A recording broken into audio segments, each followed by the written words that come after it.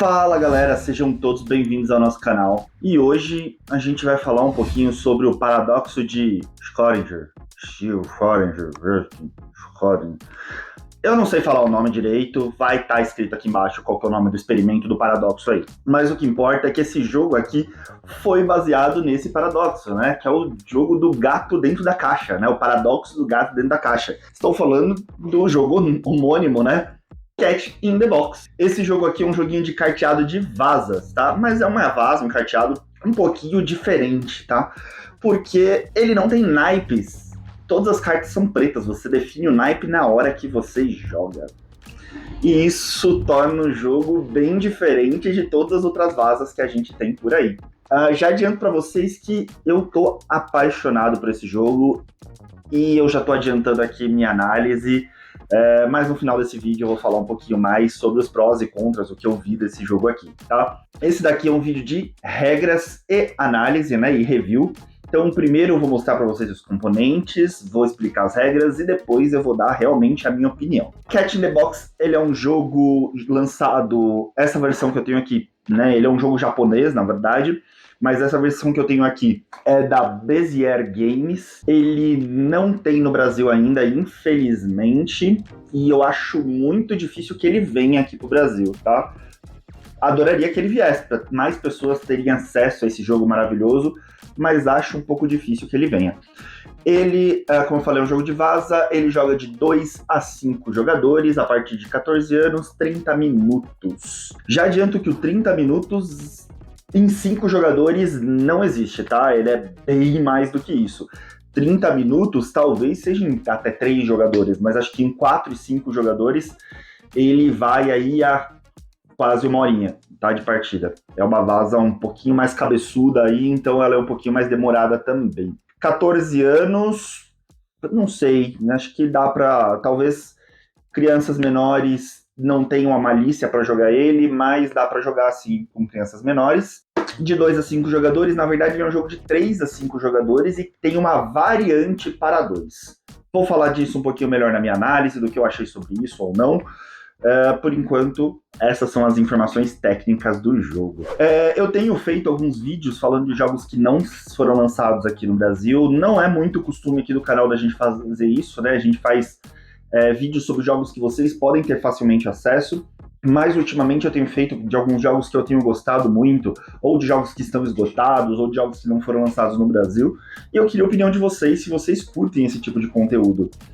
Mesmo sendo mais difícil ter acesso a esses jogos, se vocês curtem que eu faça esse conteúdo sobre esses jogos que não são tão lançamentos, né, que são jogos que eu curto, independente se foram lançados ou não no Brasil, se já estão mais antigos, esgotados ou não. Então comenta aí embaixo qual a sua opinião, que eu tenho mais alguns jogos aqui no meu acervo que não foram lançados no Brasil. Eu tenho o Papillon, tenho o Gravel, que eu gostaria de trazer aqui para vocês, mas só se vocês estiverem curtindo esse tipo de conteúdo, tá? Para quem não assistiu do que eu tô falando, eu trouxe recentemente, né, o vídeo sobre o Golden Ticket, que é um jogo baseado na Fantástica Fábrica de Chocolate, tá? No final eu vou deixar os cards, no link aqui na descrição eu vou deixar o link para vocês.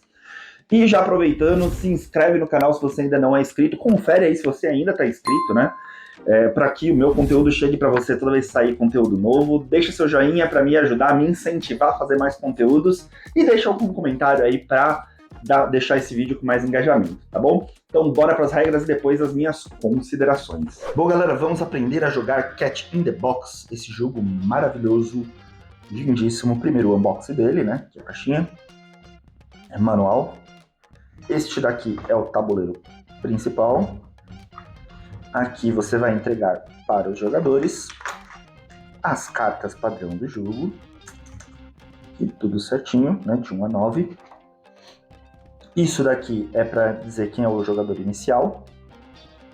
Essas cartas aqui eu já explico para que servem. Essas aqui são cartas que são meio frescurinha do jogo, mas eu vou explicar para que elas servem, tá? Bloquinho para anotar os pontos.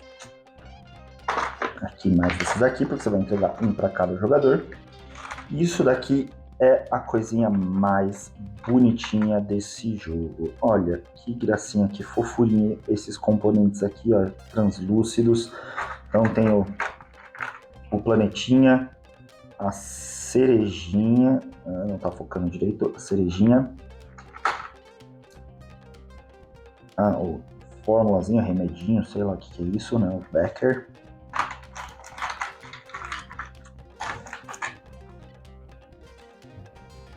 O ratinho. E um átomo, isso. Bom, então esses são os componentes. Vou começar a montar aqui, vou dar uma arrumada e começar a montar o setup, tá? A preparação do jogo.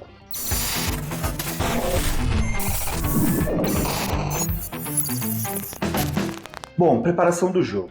Primeiramente você tem que pegar esse tabuleiro aqui, que é o tabuleiro central, e estas cartas aqui, tá? E você vai escolher qual lado você quer usar dessas cartas. O lado roxo, que é o meu favorito, as cartas ficam em desnível, elas não ficam simétricas. No lado claro, as cartas já ficam mais simétricasinhas. Você vai entender melhor qual que é a diferença entre eles na hora que você entender as regras direitinho, tá? Por hora, eu vou mostrar para vocês como é que usa aqui do lado roxo, que é o meu favorito, e depois, se você quiser, você testa aí na sua casa com o lado claro. Tá? Então você vai colocar aqui, ó, essas cartas, elas encaixam bem direitinho, ó, e fica desta forma aqui, bem legal. Então, vamos colocar aqui todas elas. Como eu falei para vocês, nesse lado roxo, os números ficam em desnível, ó, então todos os 1 estão aqui, os 2 estão aqui, ele fica um pouquinho mais complexo, eu gosto mais desse jeito.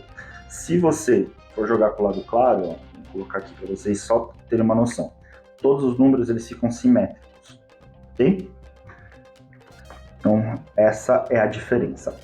Jogando em 4 jogadores, por exemplo, o número 9 sai do jogo, a gente não usa o número 9. Então, vem esses gatinhos aqui, que eu esqueci de mostrar para vocês no unboxing, mas aqui esses gatinhos, você vai colocar cobrindo os números 9, e daí eles não vão ser jogados. Onde tiver gatinho, esses números estão bloqueados, então é por isso que tem esses desenhos desses gatinhos aqui. Tá? Mas eu vou simular uma partida para 5 jogadores, então todos os números vão para o jogo, ok? Bom, continuando então o setup, você vai entregar para cada jogador uma carta dessa daqui. Essa carta é bem frescurinha, tá? É bem... não tem necessidade, mas veio no jogo, então eu vou ensinar como. Você vai entregar um desse daqui, ele é frente e verso. Dependendo do número de jogadores, você vai usar cada lado. Então, este lado aqui você vai usar para 2 e 3 jogadores, está escrito aqui embaixo, e esse lado para 4 e 5 jogadores, que é o nosso caso. Cada jogador escolhe uma cor de pecinhas e recebe um kit com todas as pecinhas daquela cor.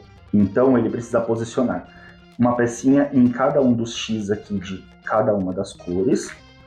Isso daqui é dual layer, né? Então, as pecinhas ficam bem encaixadinhas aqui. Ele vai deixar uma separada, que é onde ele vai colocar o palpite dele, e as outras ficam aqui no pool dele, que ele vai usar durante o jogo. Tá? Então, cada jogador vai receber esse mesmo kit. Depois disso, você vai definir quem é o jogador inicial e vai entregar isso daqui para ele. Então, vamos supor que este será o jogador inicial. Você vai embaralhar todas as cartas do jogo, né? É óbvio, dependendo do número de jogadores, algumas cartas vão sair, como eu expliquei para vocês. Mas aqui a gente vai usar todas as cartas, então a gente vai distribuir 9 cartas aqui nesse exemplo para cada jogador. Então você vai distribuir todas as cartas do jogo. Explicando isso, então eu vou dar uma mão aqui para esse jogador, só como exemplo, então 6, 7, 8, 9. Provavelmente não embaralhei direito, vai sair tudo meio repetido. Ah, tá aqui não. Bom, vocês podem ver, as cartas não têm naipes, elas são todas pretas, elas só têm os números. E existem 5 cartas de cada. Isso é toda a preparação do jogo, a gente está pronto para começar a jogar. Bom, Cat in the Box é um jogo de vazas. Eu já expliquei outras vazas aqui no canal, mas caso você não tenha assistido, não saiba o que é uma vaza, eu vou dar uma explicação rápida aqui para você.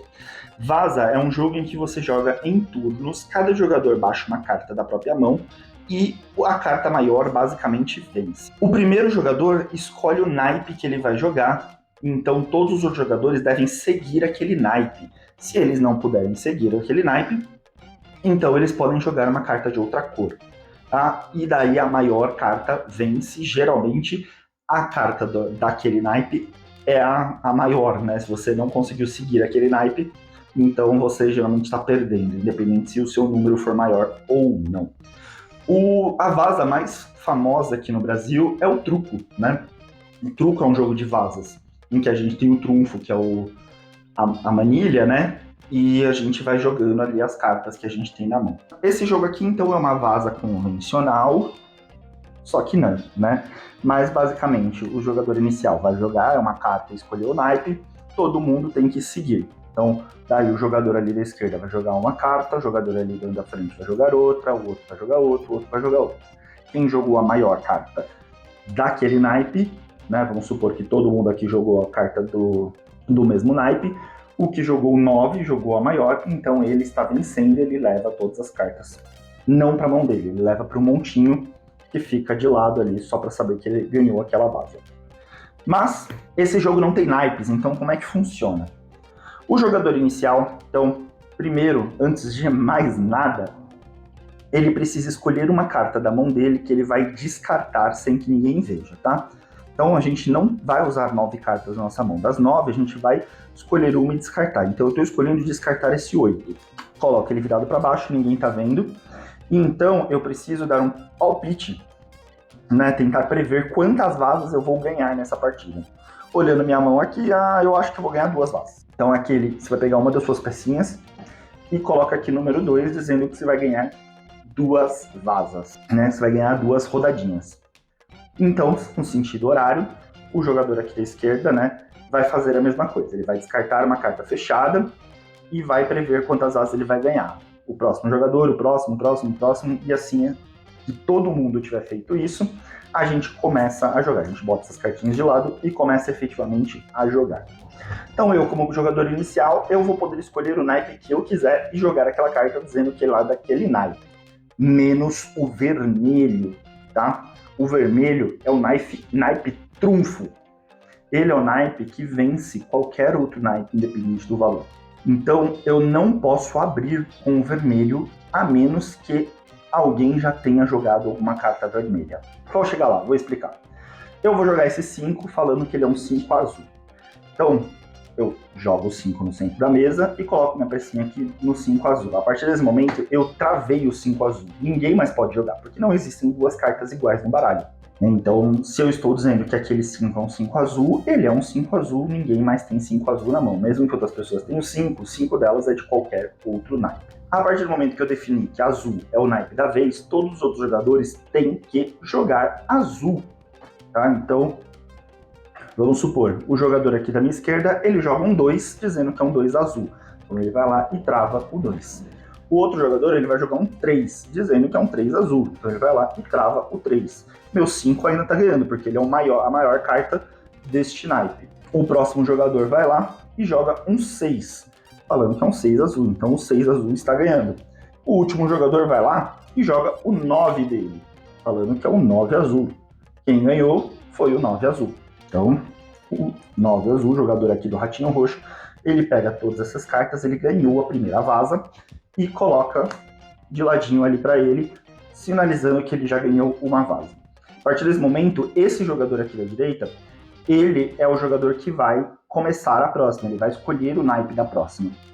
Ele vai olhar a mão dele e vai falar assim, eu vou começar então aqui com o 9 amarelo.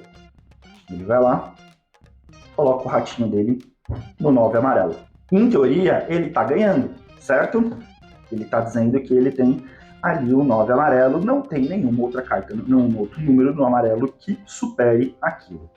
Mas eu olho aqui minha mão e eu falo, não, eu quero ganhar essa vaza, eu preciso ganhar pelo menos 2 nessa rodada. Então eu posso simplesmente dizer que na minha mão não tem mais a cor amarela. Então eu tiro esse marcador daqui, coloco ele aqui, e eu estou dizendo que eu não tenho mais amarelo na minha mão. Então, até o final desta partida aqui, né, dessa grande rodada aqui, eu não posso mais jogar nenhum amarelo. Mas neste momento, eu passo a poder jogar o vermelho, que é o trunfo. E daí qualquer número do vermelho que eu jogar, ele está ganhando. Então eu posso jogar essa carta aqui, esse 1, dizendo que ele é um vermelho. O naipe da vez continua sendo o amarelo, tá? Então todos os outros jogadores ainda têm que jogar amarelo. Tá? Então esse jogador aqui, por exemplo, ele joga o 4 amarelo. Né? Então o 4 amarelo. E assim todos os outros jogadores têm que jogar amarelo. Eles só vão poder jogar outra cor se eles também esgotarem o amarelo da mão deles, falarem que não tem mais amarelo na mão deles, para poder jogar outra cor. E daí eles podem jogar qualquer cor, inclusive o vermelho, tá bom? Mas vamos supor que ninguém jogou. O meu é 1. 1 é menor que 9, né? Não deveria ganhar essa vaza. Porém, como o meu é vermelho, eu tô ganhando. Porque o vermelho é o trunfo. O vermelho ele ganha de qualquer outro naipe, independente do número. Eu só perderia, por exemplo, se esse jogador aqui, vamos supor que ele tenha jogado o 2 e falado, também esgotado, e falado que o 2 dele é vermelho também. Daí o 2 dele, daí quando a gente tem uma disputa entre dois vermelhos, o de número maior é que ganha. Mas vamos supor que não aconteceu isso. O meu 1 vermelho está ganhando. Então eu ganhei essa vaza, eu pego todas as cartas e deixo aqui de ladinho para simbolizar que eu ganhei, tá? Aqui por falta de espaço eu não estou fazendo isso, mas o ideal é que quando você joga uma carta, você deixe ela na sua frente, simbolizando aqui, ó, na sua frente em cima da cor, simbolizando que ela é daquela cor. Então aqui eu estou simbolizando que esse 1 é um vermelho. Ou se ele fosse azul, eu deixaria aqui desse lado. Se ele fosse amarelo, eu deixaria aqui desse outro lado, tá?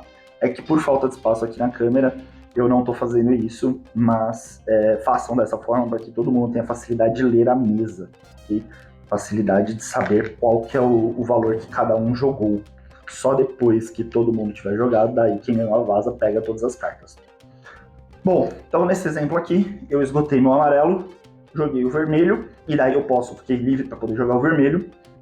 A partir de agora, o vermelho está liberado, né? Quando a primeira pessoa esgotar uma cor para poder jogar o vermelho fica liberado para que todos os jogadores possam passar a jogar o vermelho, inclusive com uma carta inicial. Então, a partir de agora, eu posso simplesmente virar e começar falando: esse é um 4 vermelho. Eu vou lá e coloco no 4 vermelho.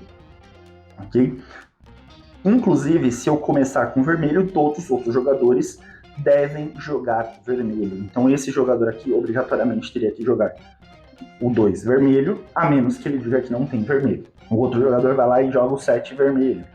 E assim por diante, tá bom? O jogo se transcorre dessa forma até que uma de duas coisas aconteçam. Ou que todas as fichinhas acabem, tá? E daí, nesse caso, é porque você vai ter sobrado somente com uma carta na sua mão, porque são 7 fichinhas dessa e 8 cartas na mão, então vai sobrar uma carta na mão de cada jogador. Mas já aviso que isso é bem difícil de acontecer. O que é mais comum de acontecer é dar um paradoxo. E o que é o paradoxo? Vamos supor que todos os 7 já tenham sido jogados. E na minha mão só sobrou carta 7. Então eu não consigo jogar esse 7. Eu só tenho 7 na mão, né? Vão ser 2 cartas, né? Mas vamos supor que eu só tenho 7 aqui e todos os 7 estão esgotados. Então vamos imaginar isso. Só tenho 7 na minha mão e todos os 7 estão esgotados. Então eu não tenho o que jogar, né? Eu morri com essa carta na mão. Pô, Francisco, mas como é que você vai sobrar com 7 se todos os 7 foram jogados? Porque, como eu falei para vocês, existem 5 cartas de cada número, mas só existem 4 naipes. Então o jogo foi feito para que o paradoxo ocorra. Então, acontecendo o paradoxo, o jogo se encerra imediatamente e não termina nem essa vaza. Essa última vaza que estiver acontecendo, ela é anulada, tá? O paradoxo ele pode acontecer também, por exemplo, que eu digo que eu não tenho amarelo, mas todas as cartas na minha mão, os números só existem no amarelo para eu poder jogar, né? Todos os outros números 7 e 2 já estão preenchidos, eu só poderia jogar de amarelo. Mas eu falei que eu não tenho mais amarelo, então eu não posso jogar amarelo em nenhuma hipótese. Já esgotei meu amarelo. Então também aconteceu o paradoxo. Então toda vez que eu tiver que jogar uma carta e eu não possa, porque o número dela já está preenchido, o número naipe já esteja preenchido, então acontece o paradoxo e a partida se encerra imediatamente. E daí, como é que são os pontos desse jogo, tá? Assim que a partida encerra, a gente vai contar os pontos. Bom, os pontos eles acontecem e você ganha 1 ponto por cada vaza que você ganhou, tá? Então, vamos dar o exemplo aqui do planetinha. Vamos supor que eu ganhei 2 vazas, então eu já fiz 2 pontos. Porém, se eu acertei o meu palpite, além dos 2 pontos, eu ainda vou ganhar 1 ponto para cada coisinho no meu maior grupo de marcadorzinhos aqui nesse tabuleiro que estejam conectados ortogonalmente. Então aqui eu faria 2 pontos mais 3, porque esse é o meu maior grupo. Até tenho mais um marcador aqui, por exemplo, mas esse marcador não pertence a esse grupo. Se tivesse dessa forma, esse daqui não pertenceria a esse grupo, é diagonal, só vale ortogonal. Então, eu teria feito mais 2 pontos apenas, ok? Se eu errei a minha previsão, se eu tivesse dito que eu ia ganhar 2 vases e ganhei 3, por exemplo, eu só faria os pontos da vaza, eu só faria 3 pontos. Então, para você ver, eu fiz mais vazas, porém eu fiz menos pontos porque eu errei aqui, né? Aqui dá bastante ponto. Então, eu teria feito 2 mais 3, né? Aqui teria feito 5 pontos. Ou, se eu tivesse errado, mesmo tendo feito uma vaza a mais, eu teria feito só os 3 pontos da vaza e não os 3 adicionais dali, tá? Agora, no caso em que eu dei o paradoxo, ou seja, o paradoxo aconteceu bem na minha jogada, o que acontece? Ao invés de fazer pontos, eu perco 1 ponto para cada vaza que eu fiz. Então, o paradoxo, se ele tivesse acontecido na minha vez e eu tivesse feito as minhas 2 vazas, ao invés de ganhar todos os pontos, eu perderia 2 pontos, ou seja, 1 ponto por cada vaza que eu fiz. Se eu não tiver feito nenhuma vaza, eu não perco nada, mas também não estou ganhando nada. Ok? Então essa é a pontuação. Você vai jogar um número de rodadas, ou seja, de quantas vezes isso vai acontecer, igual ao número de jogadores. E você vai marcando aqui nessa flipetinha. Então, se você estiver jogando em 5, você vai fazer 5 vezes de tudo essa partida aqui, tá? Bom, ele é um jogo meio complexo, meio dificilzinho de explicar, mas espero que tenha ficado claro. Se ficou alguma dúvida, deixa nos comentários que eu explico aí pra vocês, eu tento explicar melhor.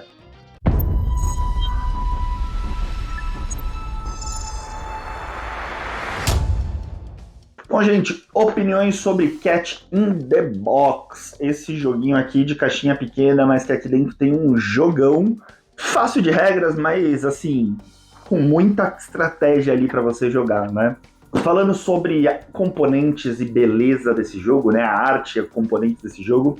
Essa daqui é a versão Deluxe, tá? E se você for encontrar para comprar, né? Se você for importar, basicamente é essa versão aqui que você vai encontrar. Muito difícil você encontrar a versão normal dele, que é vendida mais na Europa e no Japão, né? Como eu falei, esse daqui é um jogo japonês. Essa versão aqui, que é mais comum de você encontrar para comprar, porque geralmente a gente importa dos Estados Unidos, sempre é a versão Deluxe. Então, quando você vê por aí as pessoas anunciando a versão Deluxe, elas não estão anunciando nada demais. Todos os jogos desse daqui, basicamente, são a versão Deluxe, tá? É a versão mais fácil de encontrar. E falando sobre os componentes daqui, como é a versão Deluxe, então ele tem todo um charme adicional, né? As pecinhas são de acrílico, muito bonitinhas. O tabuleiro central é dual layer, né? Então tem o buraquinho para você poder encaixar as coisas melhor. Qualidade das cartas é excelente. Já adianto, como as cartas são pretas, elas desbotam a bordinha com muita facilidade, então eslive suas cartas, mas a vantagem é que o insert aqui que vem nesse jogo, ele já cabe com as cartas eslivadas, tá bom? Então não tem essa preocupação de, vou ter que tirar o insert, jogar fora, enfim, cabe tudo, inclusive com os sleeves, tá bom? O jogo, como eu falei, é lindo, acho a ilustração dele de muito bom gosto, muito bonitinho, fofinho, esse gatinho aqui da capa é o que tá ilustrado em todas as cartas. E é isso, não tem muito o que falar, né? Ele é um jogo de cartas aqui com uns componentezinhos pequenininhos, mas eu acho que ele é todo de muito bom gosto, muito lindinho, chama bastante atenção os componentes desse jogo, tá? Vale bastante a pena. É uma pena que esse jogo não tenha no Brasil, mas esse meu, por exemplo, eu importei do Chain da Mia, não foi taxado, foi tudo ok, tá? Não tô fazendo propaganda do Chain da Mia, se você quiser importar por qualquer outro lugar, fique à vontade, mas foi por onde eu importei, foi tudo bem. Aqui no Brasil, quando você encontra para vender, tem bastante gente trazendo lá de fora e anunciando aqui no Brasil, né, colocando para vender lá na Ludopedia, mas eu acho que eles estão metendo muita faca, né? Esse jogo tá saindo aí de 400 a 500 reais, né, nessa faixa aí de preço, e vamos combinar que é um preço bem caro. Se você tiver a oportunidade de importar pagando menos, vale a pena. Ainda assim, eu acho que ele é um jogo muito, muito bom. É que pela quantidade de componentes, 450 reais, gente, é muita grana para pagar por isso.